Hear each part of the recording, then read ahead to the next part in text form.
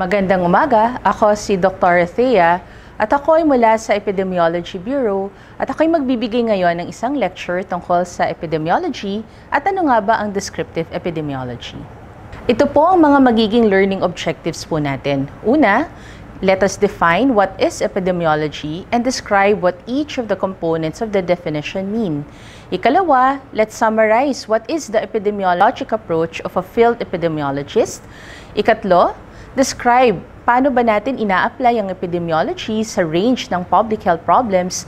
At ikaapat, let us describe how we use descriptive epidemiology and why descriptive epidemiology is important. Simulan po natin sa tinatawag po nating fundamental assumptions ng epidemiology. Una, sinasabi natin na ang pagkakasakit o di kaya ang iba't ibang mga health events ay hindi po siya nag-occur randomly. No? Ibig sabihin, hindi lamang po basta-basta nagkakaroon ng pagkakasakit ang isang tao. Ang mga sakit na to o mga health events ay may mga dahilan at meron din mga pamamaraan at dahilan kung paano natin mape-prevent ang pagkakaroon ng mga ganitong pagkakasakit. Ito naman po, saan po ba nanggaling yung word na epidemiology? Ito ay galing sa tatlong salita na epi, demos, at logos. Ang isabihin po ng epi yung pagkakaroon, no? At ang demos naman ay tungkol sa mga population at ang logos ay ang study of. Sa mga susunod po natin na slide ay isa't isa po nating pag-usapan itong tatlong salitang ito. Ito po yung buong definition ng epidemiology. Ito ay ang study ng distribution, determinants ng mga health-related state or events in specified human populations and its application to the control of health problems. Yung una po, ito ay isang study o pag-aaral kasi isa siyang tinatawag na basic science ng public health. Ibig sabihin, ang mga problema at mga pagkakasakit ay pinag-aaralan natin systematically and quantitatively or meron tayong pagbibilang na ginagawa. Meron din tayong mga technique, no? Ibig sabihin, masusing mga technique at mga metodolohiya para ma-ensure natin na ang mga datos at impormasyon na ating magagawa at may bibigay ay tama at maaasahan o reliable. No? Kadalasan, ginagawa po natin ay binibigyan natin ng pagkukumpara o kinukumpara po natin kung ilan po yung mga nakita nating mga kaso ngayon at kinukumpara natin siya sa ano ba yung expected or usual na dami ng kaso base sa mga datos natin kung hindi nung nakaraang taon ay nung nakaraang mga 5 taon. Ngayon, pumunta naman tayo dun sa dalawa pang parte ng definition which is ano ba yung diferensya ng distribution at determinants. Pag sinabi nating distribution, ito po yung 5 W's ng journalism. Ito po ay what, who, where, when, and how. No? Kadalasan, yung sinasabi rin nating how, pwede rin nating sabihin na yung how many siya or yung what is ano po ba yung pagkakasakit na pinag-uusapan po natin. Ang who naman po ay yung mga tao, sakit o populations na nagkakaroon po ng ganitong mga condition. Where is the place, no? O lugar o setting kung saan nangyari ang isang pagkakasakit. Ang when ay kung anong panahon, no? Oras at araw. At yun nga pong why is bakit, no? At paano po tayo nagkaroon ng ganitong pagkakasakit. Ano po yung ibig sabihin ng 5 W's, no? So what is the diagnosis, no? Minsan posibleng masabi dengue po yan o di kaya minsan syndrome po siya, di ba? Tinatawag natin na mga influenza-like illness. Nabanggit ko rin po kanina ang who ay ang person o di po kaya population, where is the place, when is the time, and the why and how refers to the causes at yung tinatawag nating risk factors o di kaya mga dahilan kung bakit merong ibang tao na mas malaki ang tsansa ng pagkakasakit kumpara sa iba at ang mga modes of transmission ay paano ba tayo nahahawa from each other. Example po, ang COVID ay nata-transfer po from one person to another through droplet infection. Ngayon, itong 5 tanong na to, pagdating po sa paghahati ng ano po ba yung tinatawag nating descriptive epidemiology, ito po yung unang 4 na tanong, which is the what, who, where, and how. Gusto lamang niyang i-describe ano po ba yung distribution. Ilan bang tao, ilan ba sa mga bawat lugar, at saang panahon po ba nagkakaroon ng mga pagkakasakit. Ngayon, kumpara natin sa susunod, which is the analytic epidemiology. Sa analytic epidemiology naman, doon natin pinag-uusapan ang determinants. Kasi pag sinabi nating determinants, gusto nating malaman, bakit ba nagkakaroon ng pagkakasakit? Madalas nating itanong halimbawa ang paninigarilyo. Bakit ba merong mga tao na naninigarilyo, ikunokumpara sa iba na naninigarilyo din, pero may iilan sa kanila na hindi nagkakaroon ng pagkakasakit ng cancer o di kaya mga pneumonia. Ito ay nalalaman sa pamamagitan ng analytic epidemiology kung saan kinukumpara natin ang mga datos o risk factor ng isang nagkasakit sa mga tao na hindi naman din nagkasakit. Nung unang panahon, ang original or primary focus ng epidemiology ay yung mga tinatawag nating epidemics, yung mga nakakahawa or infectious diseases. Subalit habang tumatagal ang panahon, lumalawak po yung scope ng epidemiology. Ngayon, kasama sa mga pinag-aaralan niya yung mga tinatawag nating acute at chronic diseases tulad ng mga hypertension at diabetes, events tulad ng injuries. So ang Department of Health taon-taon ay nagbibilang ng mga tinatawag nating fireworks-related injuries. O di kaya mga disabilities, behavior tulad ngayon na may COVID, ano po ba yung mga dahilan kung bakit may mga tao na very consistent ang paggamit ng face mask, social or societal factors, or even genetics, tulad ngayon din nga po sa COVID, tinitingnan natin ang whole genome sequencing, ano po ba yung mga characteristics ng virus na nagiging dahilan para mas nakakahawa po sila or mas nagkukos ng mas malalang pagkakasakit. Ngayon pumunta tayo sa second to the last, yung tinatawag nating population. Dito, pag sinabi kasi nating epidemiology, ang aming pasyente ay hindi yung individual na tao. Ang pasyente or ang inoobserbahan natin ay isang buong populasyon o mga grupo ng individuals. Kaya meron tayong konting pagkakaiba pag sinabi natin na isang clinician versus sa tinatawag natin na isang epidemiologist. Dito sa table na to, pinakikita natin, ano bang diferensya? Kapag ang isang health worker or isang doktor ay tinatawag nating mga clinicians, ang main goal niya ay malaman kung ano yung sakit ng isang tao at paano po sila pagagalingin or anong treatment ang ibibigay. Gusto niyang malaman ano bang problema ng isang pasyente at yung mga treatment na pinakamagaling at pinakamaganda para sa kanya. Kaya ang ating action ay magbigay ng treatment. Kadalasan yun ay ang pagbibigay ng gamot. Subalit, para sa mga epidemiologist, ang kanyang goal ay malaman bakit kaya nagkakasakit ng isang tao. Ano ang mga pamamaraan para hindi magkasakit ang isang tao o di kaya ma-ensure na hindi tataas ang tsansa ng pagkakasakit ng isang tao. So, ang mga tanong niya ay, ano ba yung exposure, Ibig sabihin, tulad sa COVID, ano ba yung mga dahilan ba't ako nagka-COVID? Saan ako nakakakuha ng COVID? Paano ako na-expose, At paano po kumakalat ang isang sakit? Kaya naman ang ating action or solution ay magbigay ng control and preventive measures so that a disease will either not occur o kung nangyari na nga po yung pagkakasakit sa isang lugar o isang populasyon, makontrol po natin siya at hindi na po siya kumalat. Ngayon, ang sinasabi natin, ang epidemiology, hindi lamang tayo nag-aaral. Kailangan ang napag-aralan natin, ang nakuha nating impormasyon ay ginagamit natin, Ina-apply natin siya. Kaya nga ba, ang epidemiology, it's both science and art, Gusto nating makapagbigay ng datos sa mga decision makers natin. Gusto natin na magamit siya for public health action. Ngunit nangangailangan minsan ng art kasi merong pamamaraan paano natin pinaparating ang impormasyon na to, lalo na po sa ating mga decision makers. Okay. Ngayon, para saan? So, kanina pinag-usapan natin ano ba yung definition ng epidemiology. Para saan ba ang epidemiology? Ito ay ginagamit kasi gusto natin, kung ang clinician dinadiagnose ang isang pasyente, gusto natin i-diagnose at i-assess ano ba yung state ng community na in terms of the health, Ano ba yung mga kadalasang sakit doon? Gaano ba kalala? Ano po ba yung tinatawag nating trend at pattern ng pagkakasakit doon? Ikalawa, gusto nating malaman, no, ano ba yung mga dahilan, no? Tulad nito, kung meron tayong mga bagong pagkakasakit, ano yung agent? Anong virus o bacteria?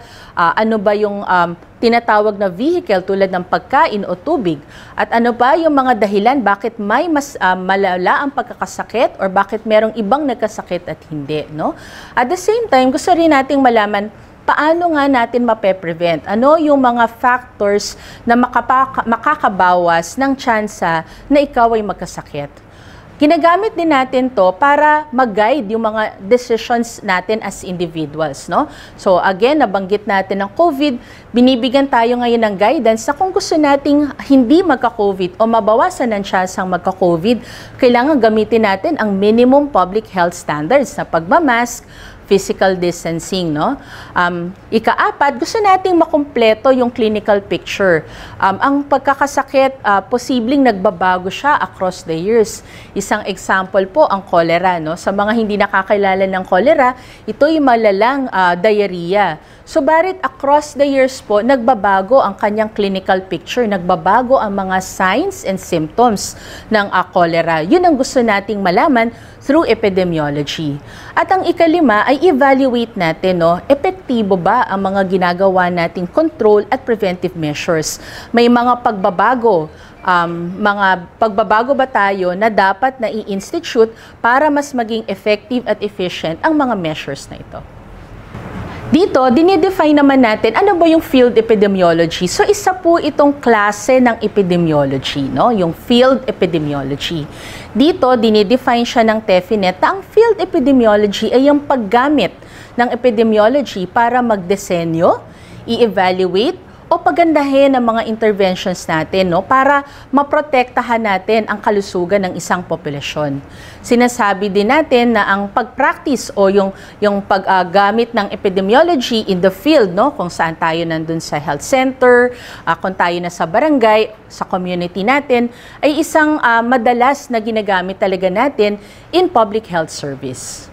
Ngayon, nililista natin dito, ano ba yung pagkakaiba or specific na characteristics ng field epidemiology. So, ito ay kadalasan na ginagamit po o ginagawa ng mga epidemiologists tulad ko na konektado, no, sa gobyerno o di kaya mga iba nating partner agencies. At ang focus ng mga field epidemiologists ay yung mga issue na may public health importance or concern which are listed, no, as an urgent or priority topic or concern. Ang aming ding goal ay para makapagbigay, no, ng impormasyon para sa decision making. Posibleng ito ay impormasyon na hindi 100% kompleto or 100% na accurate, pero ito ay nararapat or reliable na information sapat para tayo ay makapagbigay ng mga recommendations. Ito ay sumasakop sa pag-monitor, paghahanap o pag-aalam kung ano mga problema o di kaya mga potential na maging problema at pag-conduct ng mga field assessment, kadalasan aktual na pagbaba sa community at gumawa ng mga field or outbreak investigations at pagkatapos ay makapagbigay agad ng mga recommendations. Kadalasan, no, ang ating trabaho kapag field epidemiologist ay talaga naman pong nasa field. Ibig sabihin, lalabas tayo, pupunta po tayo sa community, naghahanap at nag-i-interview ng mga kaso dahil napakahalaga ng mabilisan, no, ng mga sagot kasi kailangan din na mabilis ang mga kailangan nating gawing action. Sabi natin, ito yung mga pagkakaiba ng isang field epidemiologist. So, ano ba yung kadalasan, no, o function ng isang field epidemiologist? Ano ba yung basic approach, no, ng isang field epidemiologist? Tatlo lamang actually. Kailangan naming magbilang, kailangan naming mag-divide, at kailangan naming magkumpara. At sa mga susunod na slide, isa-isa ko pong i-describe ito. So sa epidemiology, binibilang natin yung either dami ng tao or dami ng pagkakasakit or kondisyon sa isang population or subgroup, no? Ilan ba yung mga nakakasakit, no? Ilan ba yung naka-experience ng isang particular na sign or symptom, no? At kadalasan yung bilang na to ay nanggagaling dun nga sa tinatawag nating disease surveillance, no? At ang bilang na ito nung ilan ng mga nakasakit ay yung kadalasang nakalagay sa tinatawag nating numerator po. Dahil mamaya, magdi-divide po tayo. Pero para makapag-divide po tayo, ito ay isang mahalagang ginagawa natin kasi gusto nating malaman gaano ba kalaki, no, doon sa population na yun yung apektado. No? So we want to determine how big of the population na pinanggalingan ng mga kasong nabilang natin. No? So kadalasan tinitingnan natin sino yung mga population at risk. No? Kadalasan buong population po ito. No? Kaya itong tinatawag nating population, ito yung denominator. So again, kanina, ang numerator natin ay yung mga dami ng nagkasakit. Ngayon po, ang denominator naman natin ay yung population kung saan nanggaling po itong mga kasong to. So gusto nating i-divide yung dami ng mga nagkasakit over yung dami ng mga tao doon sa population na yun para makompute natin kung anong porsyento, no, gaano kalaki doon sa population yung nagkaroon ng pagkakasakit. At ang huli naman ay yung pagkukumpara. So kanina, di ba, nag-divide tayo. Halimbawa, nakita natin sa Municipality A, 20% ng kanyang population ay naging apektado kumpara kay Municipality B na 50% no, ng kanyang population ay naging apektado. Yun ang pagkukumpara na ginagawa natin. We want to compare rates para ma-identify natin saan ba yung mga high-risk groups. O di kaya ano ba yung mga risk factor na bakit si Municipality B 50% sa kanya nagkasakit, kumpara kay Municipality A na 20% lamang. Doon po nagsisimula yung tinatawag nating causal inference, no?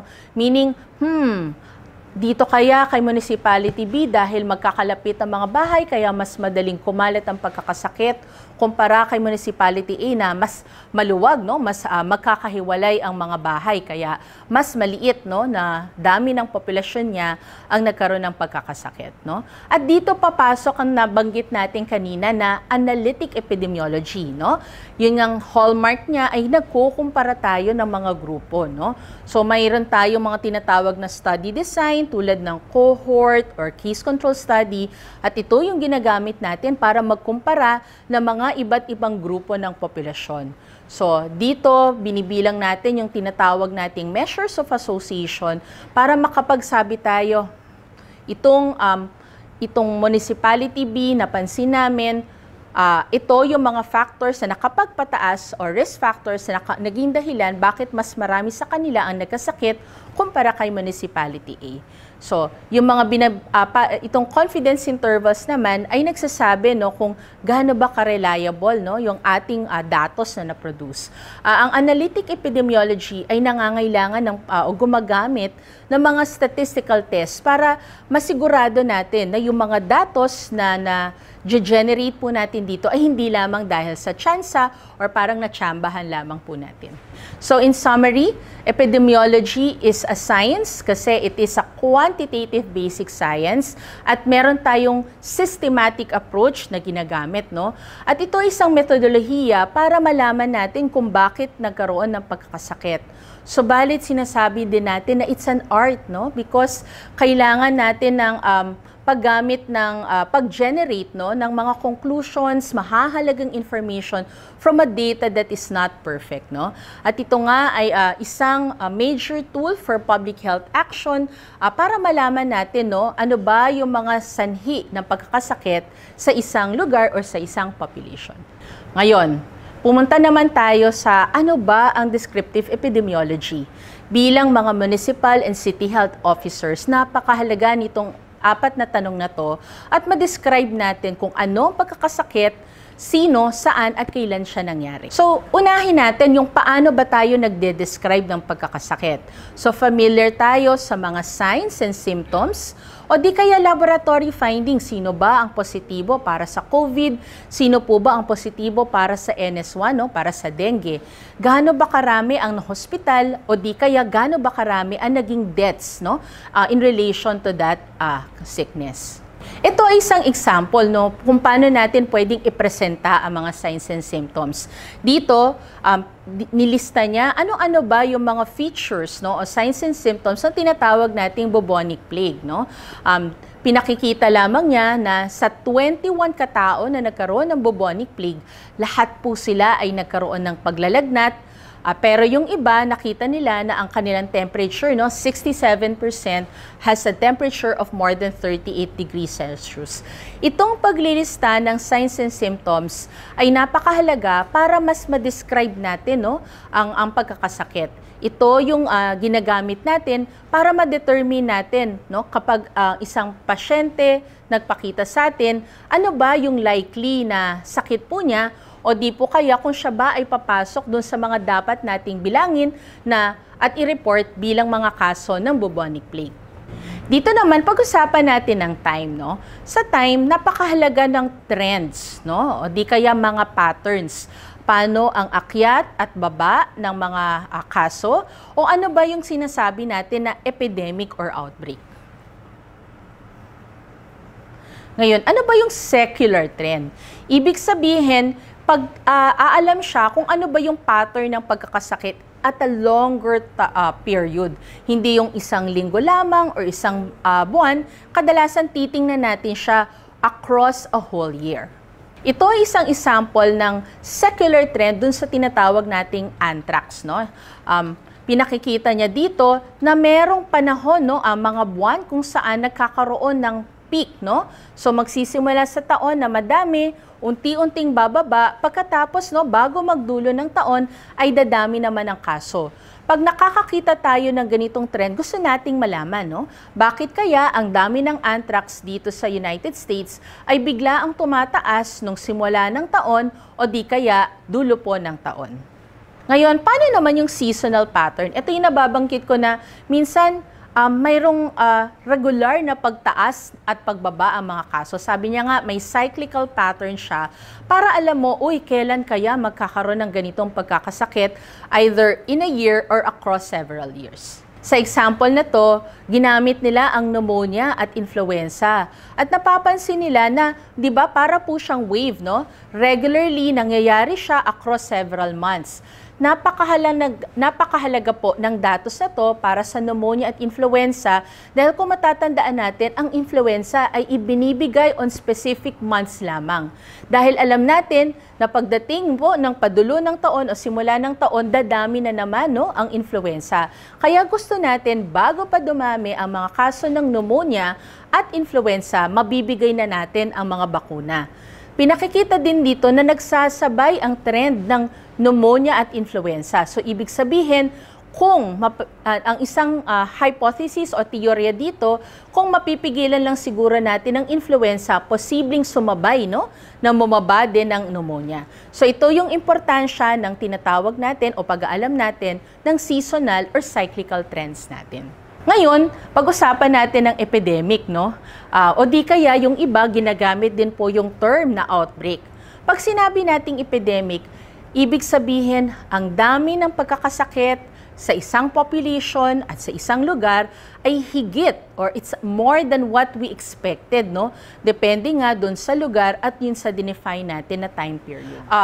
Halimbawa dito, pwede nating masabi na may epidemic depende sa oras, Ano ba yung mga binibilang lamang natin ng oras? Example niyan, yung mga anaphylactic reactions. O di po kaya madalas po namin i-investigate mga foodborne illness. Yung kumain ka, tapos makaraan lamang ng 1 oras o 2 oras, dadami na bigla yung pagkakasakit. So dito makikita natin, makaraan lamang ang ilang oras ay biglang nag-peak, higit na mataas yung dami ng kaso, At yun, pag binabalikan natin, gusto nating malaman, ano bang sakit or anong agent ang magkukos ng biglaang pagdami ng kaso over just several hours. Pwede rin naman nating ipakita ang epidemic using the stack boxes. So, nung araw po na wala pa pong mga pang-visualize tulad ng PowerPoint, ganito lang po namin dinodrawing ang mga epidemic curve natin, wherein 1 box represents 1 case. Pwede rin naman po na yung bawat kaso, dinidisaggregate natin. Sino ba doon yung talagang confirmed? Ibig sabihin, base sa laboratorio, ay totoong nagkasakit o di kaya mga suspect at probable lamang at ibig sabihin, nag-fit lamang sila doon sa mga dinidescribe natin o nilista natin ng mga signs and symptoms. Kanina, pinag-usapan natin paano i-describe ang isang tao, Paano natin i-describe, no? Base kung kailan sila nagkasakit. Ngayon naman, yung lugar, no? Maraming pamamaraan paano natin binibilang base sa lugar. Pwede kung saan nakatira ang kaso. Halimbawa po sa COVID, binibilang natin sila depende kung saan ang current residence sila. O di po kaya pwede namang worksite. Halimbawa nito, ang leptospirosis, no? Posible nga po kasing dahil sa pagtatrabaho nila, no? Kung bahain dun sa isang lugar at doon talaga nila nakuha, no? Yung leptospirosis, pwede nating bilangin doon. O yung nabanggit ko nga, depende kung saan ka na-expose, no? Posibleng ako ay taga Cavite, pero ako pala ay na-expose sa ibang lugar, pwedeng doon ko kayo bilangin. Ngayon, ito po ay isang sample ng spot map. Mamaya, mas pag-uusapan, i-describe ko po ito.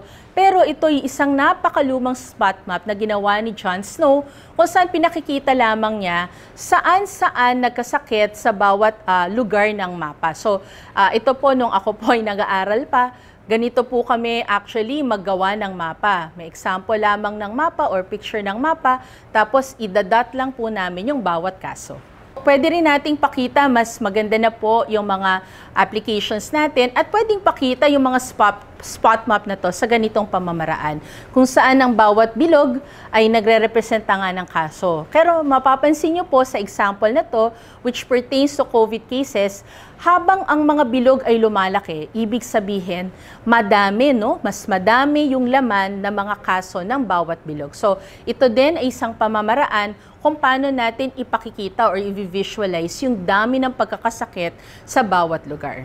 At ang isang huling pamamaraan yung tinatawag naming area map o di kaya choropleth, no? Nakikita nyo, iba't iba yung kulay.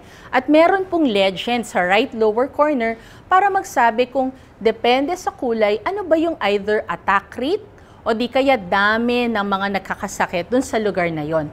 Ito isang pamamaraan para sa isang tingin lamang makikita mo saan ba yung mas apektado, ano ba yung mas at risk na mga lugar base sa mapang ito. Gusto ko lamang i-summarize na pag tinag-usapan natin ng person, maraming pamamaraan para po siya ay i-describe.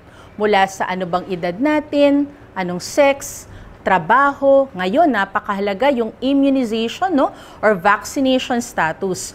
Napakahalaga din lalo na para malaman natin kung sino yung mas at risk na maging fatality o malalang pagkasakit, yung pagkakaroon ng mga underlying disease o mga tinatawag nating comorbidities. Ano ba yung mga medikasyon na posibleng naging dahilan or nakapagpataas ng tsansa niyang magkasakit? Napakahalaga din malaman para sa ibang mga kondisyon, ano ba yung nutritional status. Halimbawa, sa measles, nakikita natin yung mga below normal ang weight, sila yung mas at risk na magkaroon po ng measles, no? Ang ating socio-economic status tulad ng ano po ba yung poverty status natin? Saan ba tayo nakatira? Kadalasan ay nag-i-impact sino yung nagkakasakit o hindi. Ang ilan pa ay ang ano bang marital status? Religion, saan ba tayo nanggaling? Ano yung mga travel history natin? Meron po ba tayong mga pets or mga alagang aso, pusa sa bahay, no? Halimbawa, napakahalaga po niyan sa leptospirosis at para po sa rabies. Ano po ba yung mga hobbies na pwedeng nakakapagpataas ang tsansa? Kanina nabanggit ko ang leptospirosis. Nakikita natin yung mga mahilig po sa mga water recreational activities, pwedeng tumaas ang tsansa nilang magkaroon ng leptospirosis. O di kaya mga personal habits natin, even our genetics, no, can influence whether we are at higher or lower risk of getting a disease. Gusto ko lang ipakita tong isang example na to na sa COVID, no, gusto nating i-describe, no. Kanina nagpapakita ako ng mga epidemic curves. So in this one slide, pinakikita natin ilan ang nagkasakit na ng COVID, yung mga confirmed cases natin, saan-saan siya. So, iba't ibang kulay ay nagre-representa sa iba't ibang rehiyon at ang blue bar dito ay ang NCR. Nakita talaga natin, no, kapag nagpipik tayo nung August ng 2020 at ngayong Abril ng 2021, higit sa 50% ng mga kaso ay nanggaling po talaga sa ating National Capital Region. Pero pinakikita din dito na yung trend, no, pababa na ba tayo? At nakita natin talaga naman pong napababa natin ang dami ng kaso, lalo na over December. So balit ngayon, habang pababa pa siya, nais natin na tuloy-tuloy pa, no, pababain pa siya at maabot natin yung level na nakita natin ng dami ng kaso noong Desyembre. Kanina pinag-usapan at na-describe ko ano-ano po bang ginagawa sa descriptive epidemiology. Napakahalaga nga niya kasi gusto nating i-describe, no? Ilista, ano ba yung clinical characteristic ng isang sakit para bilang clinician or bilang mga health workers, malaman natin sino yung merong ganitong sakit. Gusto nating ma-describe, no? Ano bang populasyon, anong lugar ang at risk, no? Gusto rin nating magbigay ng mga clue o di kaya ano ba yung dahilan o saan ba nanggaling, sino ba ang dahilan at anong agent ang nagiging dahilan ng pagkakasakit at paano po siya na itatransfer from one person to another. And again, ang descriptive epidemiology po ay ginagamit din natin para mag-guide tayo, no? Kung talaga bang effective ang mga interventions na naibigay natin. Ngayon gusto kong i-end lang yung lecture sa isang kwento, no? Ang epidemiology ay hindi naman po, ito'y fairly new, no? It's only been hundreds of years. Nung araw, itong picture na to ay nagpapakita, no, na isang poso kung saan andun po si kamatayan na para bang sinasabi niya na ang pag-inom sa posong to ay akin to you dying, no? Dahil nung araw, marami pong nagiging cholera outbreak. Hindi ko alam ngayon, hindi na po ganon karinig ang cholera outbreak. Pero noong 1831, nagkaroon ng isang malaking cholera outbreak sa London. Kapag tayo ay nagka-cholera, ang kadalasang nagiging manifestation niya, yung tinatawag nating acute, watery, and very profuse na diarrhea. At dahil doon, ang mga nagkakaroon ng cholera ay pwedeng mamatay because nade-dehydrate po sila, no? Nauubos or masyadong mababa yung tubig sa pangangatawan po nila. Ganito po yung unang mga advice nung nagkaroon ng cholera outbreak. Ngayon, pag nagkaroon po tayo ng cholera or mga diarrhea outbreak, ang ina-advise sa atin ang mag-boil ka ng water, mag-chlorinate ka ng tubig. Pero dito, ina-attribute nila ang cholera sa hangin o yung tinatawag nilang mayasma. Kaya ang kanilang mga preventive measures ay bawal ang pag-inom ng malamig na tubig. O di kaya i-ensure, no, na natatama lamang yung temperatura ng iniinom na tubig or yung dahan-dahan lamang, no, yung temperate lamang na pagkain at pag-inom. At nakikita din natin na nung araw actually, yung sanitation system po talaga sa London ay hindi kagandahan. Wala hong mga sewage system nung araw, no? Ang dumi, ihi, lahat ng dumi ng tao ay diretso lamang sa mga tinatawag nilang cesspit. At kadalasan, ang mga cesspit na to ay katabi lamang ng mga poso at mga pinagkukuhanan ng tubig. Kaya naman napakadaling mahawa o makontamina ng mga water sources noong araw. Itong cholera outbreak na to noong 1831 ay naulit ng 1854 at nangyari siya sa iisang street lamang, ang tinatawag na Broad Street. Ngayon, dito pumapasok si John Snow. Gusto niyang malaman kasi bakit ba nagkaroon ng cholera sa Broad Street. At ginawa niya by drawing a spot map. So ang gagawin ni John Snow, araw-araw kakatok siya. Alamin niya, sino pong nagkasakit sa inyo ngayon? Sino po ang namatay?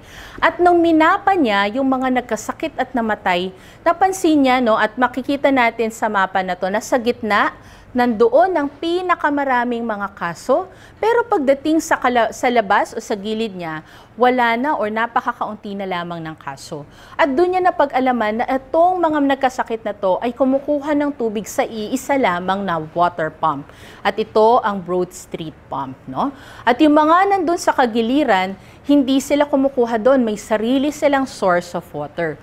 Nung siya ay nagbigay na ng solusyon na itigil na to, wag na tayong uminom mula sa water pump na to. Ang mga tao ayaw tumigil, no? Itong unang dahilan nila, yung tasted better, napakadalas po naming marinig yan kahit ngayon.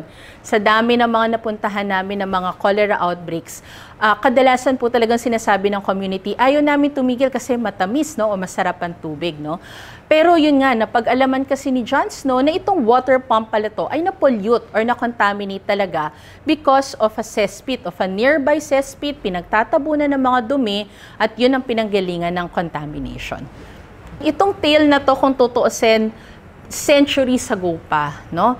Kaya lamang hanggang ngayon, no? Una, nangyayari pa rin yan, no, sa karamihan ng mga lugar natin, pero yung gusto nating pag-aaral or natutunan na dinadala natin hanggang ngayon is yung metodolohiya, no, na ginawa ni John Snow. Kaya naman tinawag natin siya na Father of Field Epidemiology dahil siya yung nagturo sa atin ng ano ba yung systematic na pamamaraan ng paghahanap ng kaso, paglilista ng kaso at pag-analisa ng datos para malaman ano ba yung naging dahilan ng pagkakasakit sa isang lugar. And so, to summarize, number 1, uulitin natin na ang epidemiology ay pag-aaral ng distribution, determinants ng mga health-related states or events in specified human populations and its application in controlling our health problems. Ang descriptive epidemiology, yung tinatawag nating time, place, and person ay napakahalagang bahagi ng epidemiology. At ito ay actually hindi lamang nalilimita, no, sa field epidemiology. At yung ikatlo, tatlo ang basic approach ng isang field investigation or isang field epidemiologist. Nagbibilang, nagdi-divide para makapag-compute ng mga proportions or rates at nagkukumpara para malaman natin kung ano yung mga dahilan ng higit na pagkakasakit sa ibang populasyon or grupo para tayo ay makapagbigay ng very specific actions and interventions. So, yun po yung pagtatapos ng ating lecture. Sa mga susunod na synchronous sessions, amin pong sasagutin ang inyong mga katanungan o kaya mga clarifications. Salamat at isang magandang araw.